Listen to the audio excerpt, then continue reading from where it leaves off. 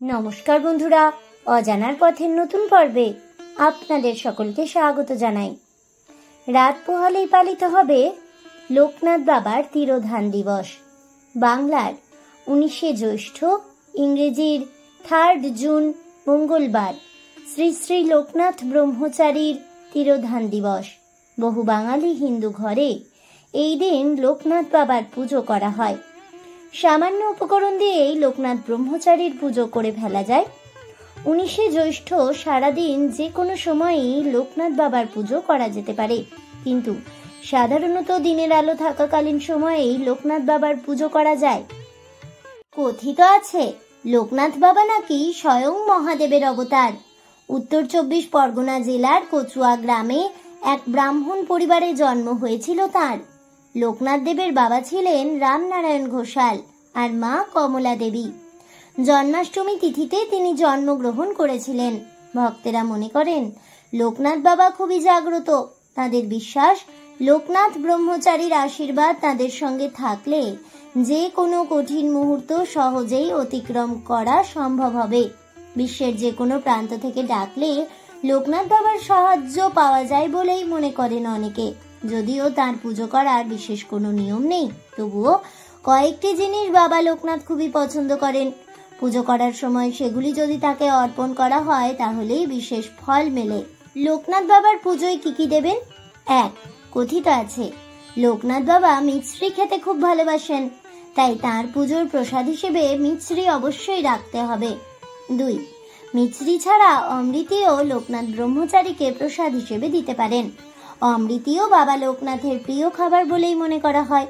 এছাড়াও যে কোনো সাদা রঙিন মিষ্টি যেমন চিনির পায়েস, সন্দেশ প্রভৃতি দিতে পারলে খুব পছন্দ করেন লোকনাথ বাবা। 3. লোকনাথ ব্রহ্মচারীর চরণে যদি নীল শাপলা ফুল নিবেদন করতে পারেন তবে খুব ভালো হয়। এটি করলে ব্যক্তির সকল মনস্কামনা পূরণ হয়। 4. সাদা রং লোকনাথ বাবা খুব পছন্দ করেন বলেই মনে করা হয়, তাই যে কোনো সাদা ফুল এই পুজোয় ব্যবহার করুন। 5. মৌসুমি ফল লোকনাথ বাবার পুজোয় অবশ্যই দিতে হবে, যেমন তালশাঁস, লিচু, জাম, আম প্রভৃতি ফল তার প্রসাদ হিসেবে অর্পণ করুন তার পুজোয়। 6.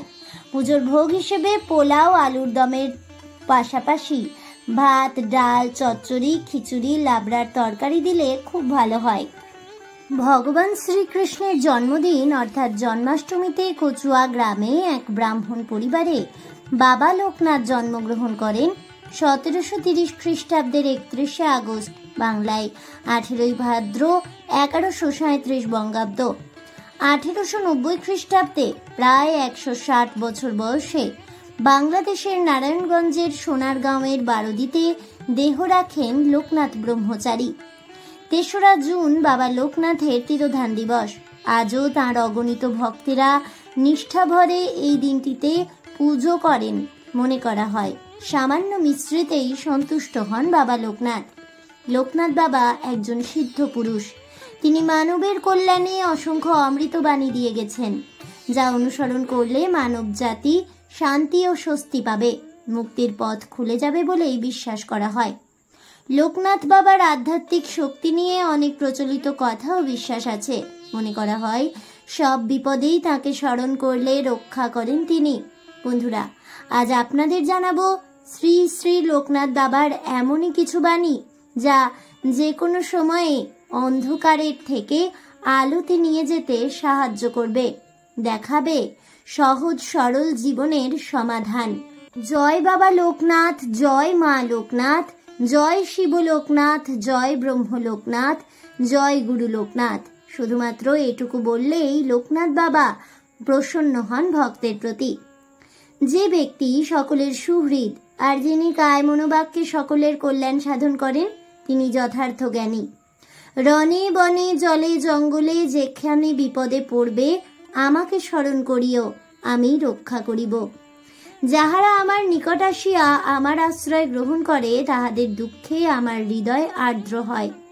এই আর্দ্রতাই আমার দয়া, ইহাই আমার শক্তি, যা তাহাদের উপর প্রসারিত হয় এবং তাহাদের দুঃখ দূর হয়। অর্থ উপার্জন করা, তা রক্ষা করা আর তা ব্যয় করা, সময় বিশ্ব দুঃখ ভোগ করতে হয়। অর্থ সকল অবস্থাতেই মানুষকে কষ্ট দেয়, তাই অর্থ ব্যয় হলে বা চুরি হলে তার জন্য চিন্তা করে কোনো লাভ নেই। গর্ব করবি কিন্তু আহাম্মক হবি না, ক্রোধ করবি কিন্তু ক্রোধান্ধ হবি না। বিদ্যা, তপস্যা, ইন্দ্রিয় সংযম ও লোক পরিত্যাগ ছাড়া কেউই শান্তি লাভ করতে পারে না। ক্রোধ ভালো, কিন্তু ক্রোধান্ধ হওয়া ভালো নয়। সত্যের মতো পবিত্র আর কিচ্ছু নেই। সত্যি স্বর্গ গমন এর একমাত্র সোপান রূপ, সন্দেহ নেই। মন যা বলে শোন, কিন্তু আত্মবিচার ছাড়িস না, কারণ মনের মতন প্রতারক আর কেউ নেই। মহাপুরুষদের বাক্য শ্বাসে বাক্যে শ্রদ্ধাবান না হলে প্রকৃত আত্মবিচার সম্ভব নয়। যে ব্যক্তি কৃতজ্ঞ, ধার্মিক, সত্যাচারী, উদারচিত্ত, ভক্তিপরায়ণ, জিতেন্দ্রীয়, মর্যাদা রক্ষা করতে জানে আর কখনো আপন সন্তানকে পরিত্যাগ করে না, এমন ব্যক্তির সঙ্গেই বন্ধুত্ব করবি। দুঃখ দারিদ্রতায় ভরা সমাজের দুঃখ দূর করার জন্য সর্বদা চেষ্টা করবি।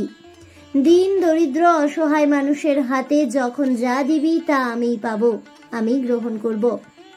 অহং চলে গেলে নিজের মনই নিজের গুরু হয়। সৎ ও অসৎ বিচার আসে। জ্ঞানের সঙ্গে ভক্তির মণিকাঞ্চন যোগ হলে শ্রদ্ধা হবে তোদের আশ্রয়, শ্রদ্ধা হবে তোদের বান্ধব এবং শ্রদ্ধাই হবে তোদের পাথেয়। গর্জন করবি কিন্তু আহাম্মক হবি না। অন্ধকার ঘরে থাকিলে তোকে যদি কেহ জিজ্ঞেস করে তুই কে, তুই বলিস আমি। আমাকে যদি কেহ জিজ্ঞেস করে আমিও বলি আমি। নামে নামে এত মিত্রতা হয়, আর আমিতে আমিতে কি কোনো মিত্রতা হতে পারে না? এই বিরাট সৃষ্টির মধ্যে এমন কিছু নেই যাকে উপেক্ষা করা, চলে যাওয়া বা ছোট ভাবা যায়। প্রতিটি সৃষ্টি, বস্তু বা প্রাণী নিজ নিজ স্থলে সব মহিমায় মহিমান্বিত হয়ে আছে, জানবি। ওরে, সে জগতের কথা মুখে বলা যায় না, বলতে গেলেই কম পড়ে যায়। বোবা যেমন মিষ্টির স্বাদ বলতে পারে না, সেরকম আর কি। তোরা যদি দীর্ঘায়ু হতে চাস, তাহলে তোদের সদাচারী, শ্রদ্ধাশীল, ঈর্ষাহীন, সত্যবাদী, ক্রোধবিহীন ও সরল স্বভাবের হতে হবে। যে ব্যক্তি কৃতজ্ঞ, ধার্মিক, সত্যাচারী, সদাচার পরায়ণ হয়, তার সাথেই বন্ধুত্ব করিস। সচেতন হতে হবে। অচেতনতাই জীবনের ধর্ম হয়ে দাঁড়িয়েছে। নিরন্তর অভ্যাস এবং চেষ্টার ফলে তাকে সচেতনতায় রূপান্তরিত করতে হবে। বিপদে পড়লে ভক্তেরা আজও বাবা লোকনাথকে মনে প্রাণে ডাকেন। লোকনাথ বাবা অন্য সাধকদের থেকে একেবারেই আলাদা। সরল সাদাসিধে জীবনযাপন করতেন। তিনি সব ভক্তকে সমান চোখে দেখতেন। স্নেহ ভালোবাসায় ভক্তদের বুকে টেনে নিতেন। তাদের জীবনের শিক্ষায় দীক্ষিত করতেন। লোকনাথ বাবা সবসময় বলতেন, দিনের শেষে যখন ঘুমোতে যাবে তখন ভেবে দেখবে সারাদিন কি কি কাজ করেছ, কোনটা ঠিক কোনটা ভুল নিজেই নিজের বিচার বুদ্ধিতে বুঝে নিতে পারবে। রোজ এটা করা খুব জরুরি। কালদর্শী ছিলেন লোকনাথ বাবা, তাই এ যুগের সমস্যাও ছিল তার নক্ষদর্পণে। অর্থই যে সব অনর্থের মূল তা বুঝিয়েছেন তিনি বারংবার। জগতের সব কলহ, কলুষ, হানাহানির কারণ অর্থ ও প্রতিপত্তির লালসা। তাই মুক্তির পথ দেখিয়ে গিয়েছেন বাবা লোকনাথ। বলেছেন, বাক্যবান, বন্ধু বিচ্ছেদবান ও বিত্ত বিচ্ছেদবান, এই তিন বানকে সহ্য করতে পারলেই মৃত্যুকেও উপেক্ষা করা যায়। আমার চরণ নয়, আচরণ ধর তোরা। লোকনাথ বাবা নিজে অত্যন্ত সাদামাটা জীবনযাপন করতেন। ভক্তদেরও তাকে অনুসরণ করতে বলেছেন তিনি। ভোগের ক্ষেত্রেও অতি অল্পেই সন্তুষ্ট তিনি। পোলাও পনির নয়, সামান্য ভাত, ডাল, চচ্চড়ি বা খিচুড়ি, লাবড়া, চাটনি অথবা সব রকম সবজি সেদ্ধ দিয়ে ভাত অর্থাৎ বাল্যভোগ তার সবচেয়ে প্রিয় খাবার। রোজের পুজোয় অল্প মিছরিতেই তুষ্ট হন বাবা লোকনাথ। ফলের মধ্যে কালো জাম আর তালশাঁস খেতে খুব পছন্দ করেন বাবা। আর ভালোবাসতেন তিনি অমৃতি, জিলিপি, সাদা বাতাসা, সাদা সন্দেশও তার প্রিয়। কাজেই লোকনাথ বাবাকে তুষ্ট করতে কোনো আড়ম্বর অনুষ্ঠানের প্রয়োজন নেই। বাবা লোকনাথ শিবের অবতার, তাই শিব পুজো করে তারপর তার পুজো করতে হবে। মহাদেব যেমন ধনী দরিদ্র নির্বিশেষে সব ভক্তকে অপার স্নেহে ভরিয়ে রাখেন, লোকনাথ বাবাও ঠিক সেরকমই সন্তানের দুঃখ সহ্য করতে পারেন না। তাদের বিপদ থেকে উদ্ধার করার জন্য ব্যাকুল হন। কারো জন্ম কুণ্ডলিতে যদি রোগ ভোগ যোগ বা দারিদ্র যোগ থাকে তাহলে প্রতি সোমবার বাবা লোকনাথের পুজো করলে রোগ মুক্তি হয়, আর্থিক সঙ্গতি ফেরে, এমনটাই বিশ্বাস ভক্তকুলের। প্রতি সোমবার তো বটেই, বিপদে পড়লে যে মন্ত্রটি জপ করবেন সেটি হলো জয় বাবা লোকনাথ, জয় ব্রহ্ম লোকনাথ, জয় শিব লোকনাথ, জয় গুরু লোকনাথ।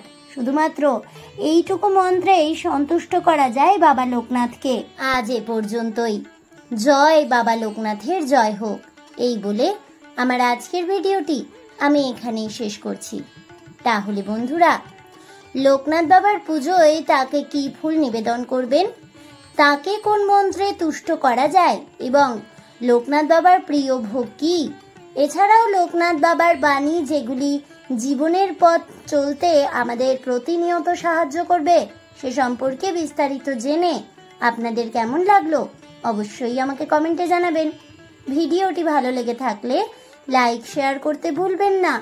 আমার চ্যানেলের নতুন বন্ধু হয়ে থাকলে চ্যানেলটিকে সাবস্ক্রাইব করে দেবেন, পাশে থাকা বেল বাটনটি প্রেস করে রাখবেন নতুন ভিডিওর নোটিফিকেশন পাওয়ার জন্য। ফিরে আসছি পরবর্তী ভিডিও নিয়ে। ততক্ষণ সবাই ভালো থাকুন, সুস্থ থাকুন আর অবশ্যই সঙ্গে থাকুন আর দেখতে থাকুন অজানার পথে।